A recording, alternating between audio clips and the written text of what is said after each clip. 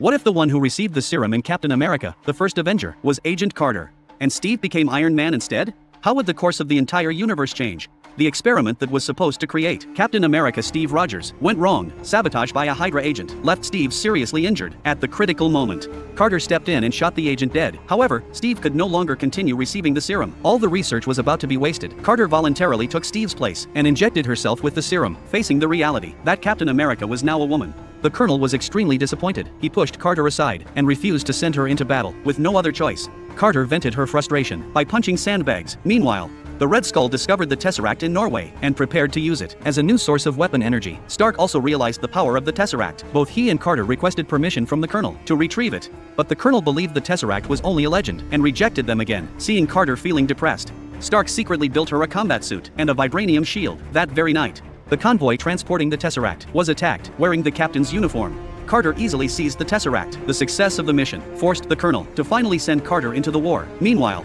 Stark used the Tesseract to forge the very first Iron Man armor. Soon after, in order to rescue the 107th Regiment that was surrounded by Hydra, Carter launched another mission. She stormed the enemy base alone, and after intense fighting, successfully rescued all the soldiers. Just as everyone rushed out of the base, the enemy's tank army charged straight toward them. Facing overwhelming enemy numbers, Carter had no choice but to request support. With the assistance of Iron Man Steve and Captain Carter's super abilities, the war quickly turned into a one-sided battle. At this time, inside the enemy headquarters, the Colonel ordered the Red Skull, who had lost the Tesseract, to return to Berlin to face punishment. Unexpectedly, the Red Skull shot him dead with a single bullet. He then tore off his mask and officially launched the Third Reich.